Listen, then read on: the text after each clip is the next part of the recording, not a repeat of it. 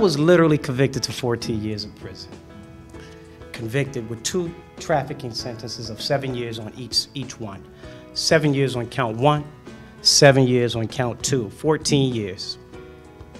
I understand well the impact of the incarceration.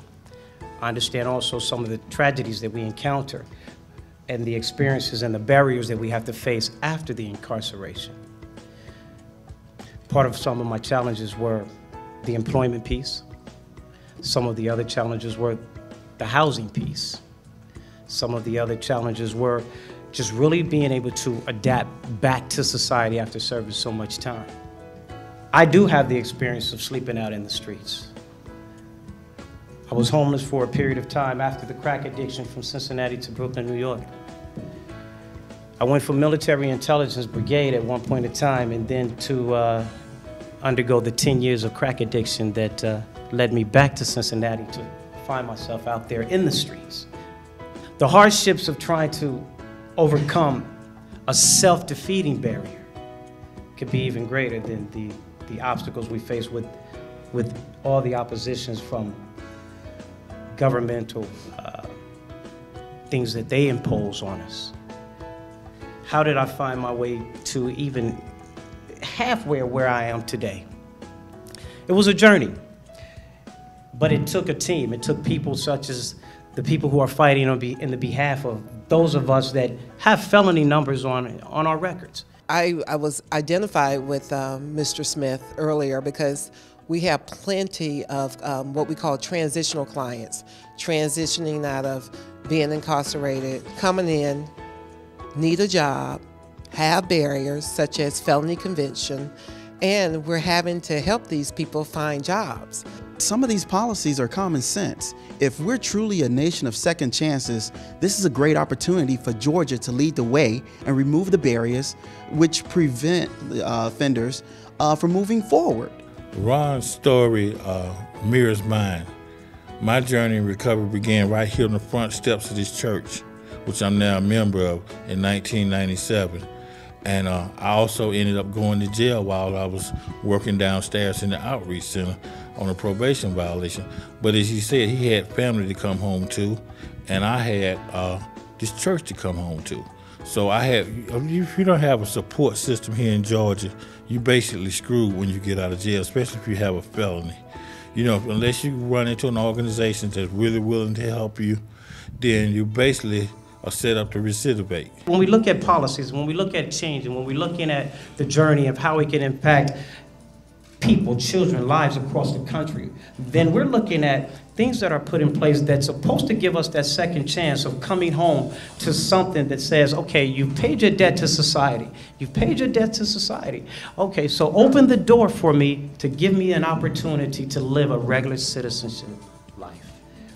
But if those doors are closed, then when I revert back to the old behavior, I'm punished, I'm penalized. So who holds the responsibility?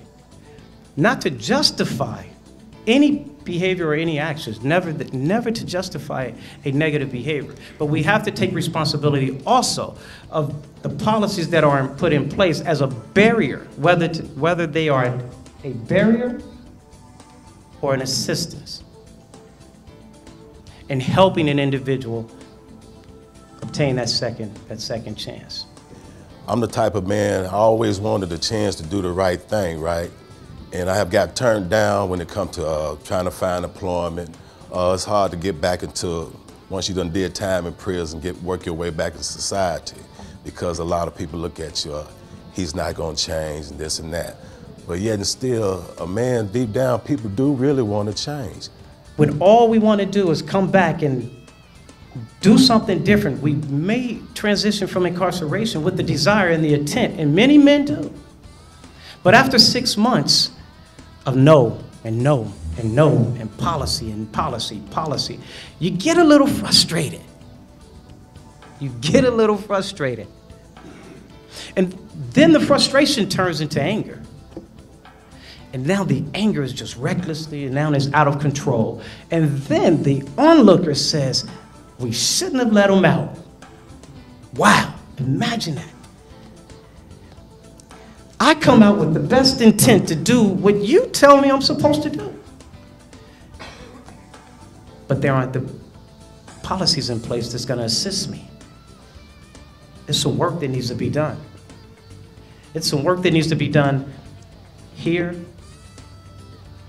and across the board. All major religions, we claim to be in the Bible Belt. We claim that we have these quote-unquote Christian values, and a lot of people across the street at the Dome want to tout those values, their family values and their Christian values. But to me, redemption and forgiveness is a key concept in any major religion. And our laws in the state of Georgia do not reflect that value. Once in prison in the state of Georgia, always in jail. These things are real, and I commend you all for coming to step up to the plate to assist in such a serious issue that can not only affect the city, but the country.